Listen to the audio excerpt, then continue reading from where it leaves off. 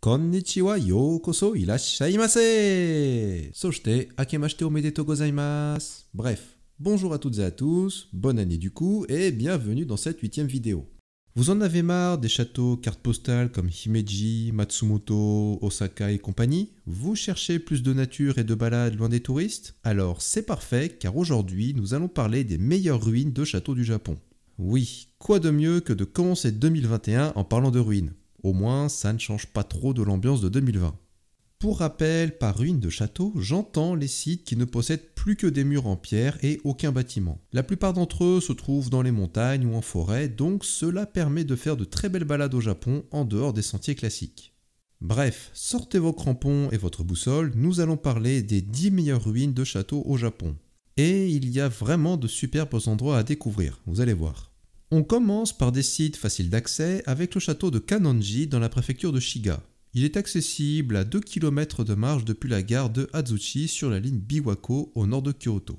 En plus de proposer une balade sympathique en forêt, ce château vous fait aussi passer par 2 temples qui valent vraiment le détour. La marche démarre par la porte Kuwanomidera avec un long escalier en pierre. Puis vous arriverez au temple Kuwanomidera qui est lui payant. Petite anecdote d'ailleurs, il faut sonner avant d'entrer. A partir de là, vous continuerez votre route en direction des ruines du château de Kannonji, toujours avec un chemin fait de marche en pierre. Les ruines ne sont pas en très bon état, mais elles restent très visibles et intéressantes. Et surtout, le site est assez large, ce qui permet de partir à la chasse aux murs en pierre dans la forêt. Le paradis quoi. Puis, en continuant un peu, vous arriverez au temple Kannonshoji, un temple magnifique, à l'entrée payante aussi, perdu dans la forêt et la montagne. Je vous conseille vraiment de prendre votre temps pour visiter ce temple, il est super intéressant. Une fois que vous aurez fini votre visite du temple, vous pourrez rebrousser chemin par le château ou alors faire un grand détour en descendant la montagne côté sud via un interminable escalier en pierre. C'est au choix. Puis, pas bien loin de là, de l'autre côté de la gare d'Azuchi, à environ 2 km également, vous trouverez les ruines du château d'Azuchi que j'ai déjà mentionné dans plusieurs de mes vidéos. C'est le site du château symbole du célèbre Oda Nobunaga. Ce château a possédé le premier véritable Tenchu du Japon en 1579, mais a brûlé 3 ans après sa construction. Les ruines sont extrêmement bien conservées et donnent une bonne idée de l'étendue du château à son époque. On sent vraiment qu'une petite ville s'est développée tout autour. On trouve aussi une très jolie pagode au sein du site. Pour la petite anecdote, la tombe d'Oda Nobunaga se trouve à l'intérieur de la deuxième enceinte et non la principale. C'est Toyotomi Hideyoshi qui a choisi cet endroit, donc à moins que la carte officielle du château ne soit pas correcte, on peut voir cela comme un grand manque de respect de la part de Hideyoshi vis-à-vis de son illustre aîné. Si vous aimez bien marcher, vous pouvez même faire ces 2 châteaux dans la même journée depuis Kyoto ou Osaka, voire même depuis Nagoya. Passons maintenant à ce qui est peut-être mon site préféré, les ruines du château de Takatori dans la préfecture de Nara. Elles sont accessibles depuis la gare de Tsubo-Sakayama sur la ligne Kintetsu-Yoshino. Vous commencerez par traverser le village, puis entamerez une marche d'environ 1 heure et un dénivelé de 390 mètres pour atteindre le sommet du château. Je vous conseille d'y faire un tour en automne car les érables rouges de ces montagnes sont vraiment magnifiques. Les ruines sont incroyablement bien conservées avec de gigantesques murs en pierre de tous les côtés. Vraiment, si vous aimez les balades à la journée, les couleurs d'automne et les châteaux du Japon, ça je n'en doute pas, c'est vraiment l'endroit à ne pas rater. Le site est assez fréquenté en automne mais uniquement par les Japonais. Une fois la visite du château terminée, sur le chemin du retour, on peut aussi croiser quelques curiosités dans la forêt, ainsi qu'un magnifique temple, le Tsubo Sakadera, avec sa statue de Bouddha et ses nombreux bâtiments. Un bon petit bonus non négligeable pour cette superbe balade qui prend plusieurs heures au total. Maintenant, changement de région, car nous partons dans la préfecture de Tottori cette fois-ci, et dans la ville du même nom, avec donc les ruines du château de... Tottori, oui, il n'y avait pas de piège. La ville est accessible depuis la région du Kansai avec le train express Super Inaba depuis la ville d'Okayama par exemple. Ces ruines sont assez faciles d'accès car situées en bord de ville contre une montagne. Elles sont extrêmement bien conservées et complètes, mais surtout elles abritent aussi un Ishigaki rond, ou encore plutôt en forme de boule, qui est à ma connaissance un cas unique au Japon. Un site vraiment très intéressant à découvrir, surtout que quelques kilomètres au nord, on trouve aussi les dunes de sable de Tottori qui sont aussi une curiosité de la côte ouest du Japon. Pour faire simple, ce site propose un mélange de Japon, de désert du Sahara et de bord de mer. Il y a plein d'autres choses à faire dans la ville, mais rien que son château et ses dunes méritent qu'on y prête attention, pour peu qu'on soit prêt à abandonner les trajets en Shinkansen bien sûr.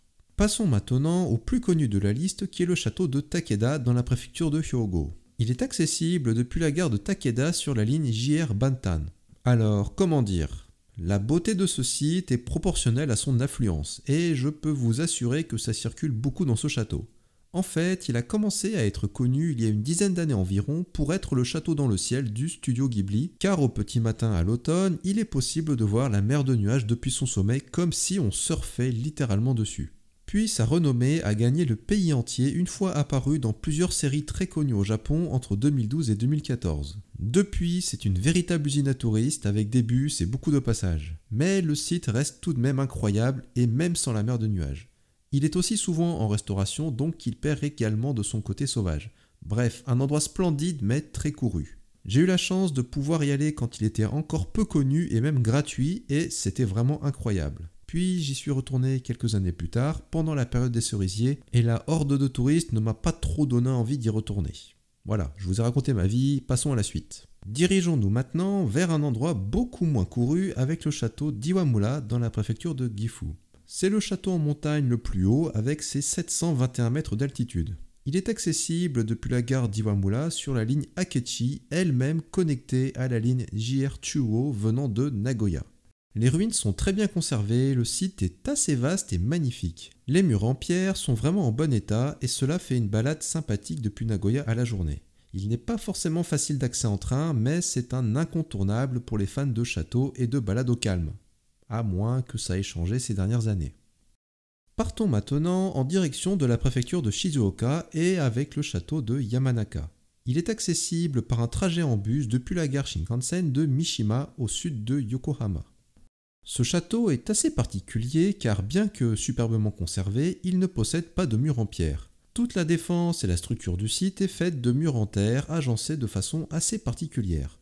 Comme j'en avais déjà parlé dans ma vidéo sur les différentes catégories de châteaux, on retrouve des douves en forme de gaufre qui sont assez uniques au Japon. En plus d'avoir un site vraiment vaste, varié et très bien conservé, vous avez aussi une vue magnifique sur le mont Fuji. Donc assurez-vous d'y aller un jour de grand ciel bleu. Pour les 3 derniers châteaux de la liste, direction Okinawa cette fois-ci, car oui, il n'y a pas que le château d'Oshioli sur cette île. Et en plus, il a brûlé fin 2019. On retrouve aussi d'excellentes ruines de châteaux du royaume de Ryukyu, qui est l'ancien nom d'Okinawa. D'ailleurs, on utilise le terme de Gusuku pour désigner ces sites qui signifient château dans le langage local. On utilise d'ailleurs le kanji du château, donc Shiro pour l'écriture. Voilà, c'était l'instant kanji inutile, pas besoin de me remercier. D'ailleurs, les 9 Gusuku de l'île d'Okinawa sont tous classés au patrimoine mondial de l'UNESCO. Ouais, rien que ça. On notera que ces châteaux sont assez différents des constructions qu'on retrouve dans la métropole car le royaume de Ryukyu était aussi sous l'influence des cultures chinoises et coréennes pour faire simple. Donc tout d'abord, celui de Katsuren propose des ruines très bien conservées et assez vastes. Oui, je sais, je me répète un peu. Et il offre aussi une magnifique vue sur l'océan côté sud-ouest et nord-est. Cela est dû à sa position au sommet d'une colline située sur le bras d'une péninsule donnant sur l'océan Pacifique. Cela en fait un site magnifique à aller visiter. Les murs en pierre sont extrêmement bien conservés et j'ai envie de vous dire, il faut en profiter.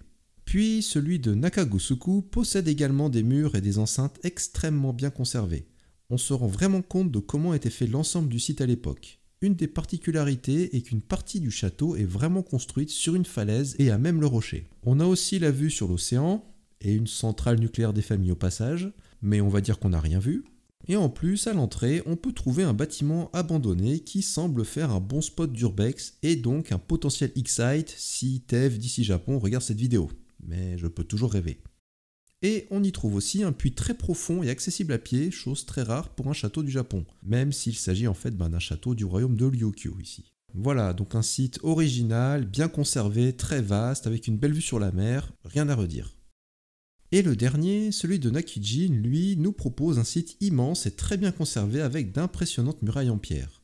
D'ailleurs, l'une d'entre elles s'est effondrée lors du typhon numéro 7 de la saison des typhons en 2018. Petite info intéressante, si vous souhaitez voir les premières floraisons de cerisiers au Japon, avant tout le monde, enfin avant les touristes étrangers surtout, c'est ici qu'il faut aller, car elles commencent mi-janvier, début février, et ce site a l'air particulièrement connu pour cela.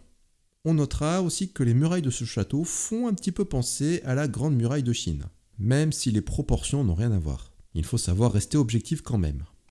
À cette liste des 10 meilleures ruines de châteaux du Japon, je vais citer rapidement 3 autres sites qui auraient certainement eu leur place dans ce top, mais je ne les ai pas personnellement visités. Il s'agit des châteaux de Oka dans la préfecture de Oita et ses murs gigantesques, aussi celui de Tsuwano dans la préfecture de Shimane qui ressemble pas mal au château de Takeda et fait aussi un bon spot pour voir une mer de nuages. Et le dernier, celui de Hagi dans la préfecture de Yamaguchi qui était un important umijiro, donc un château en bord de mer par le passé. On a souvent tendance à ignorer les ruines de châteaux lors d'un voyage au Japon.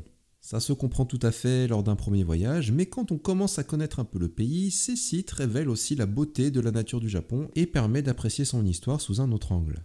Certains d'entre eux permettent aussi de faire de superbes balades en forêt et en montagne, ainsi que de s'éloigner de la cohue habituelle la plupart du temps.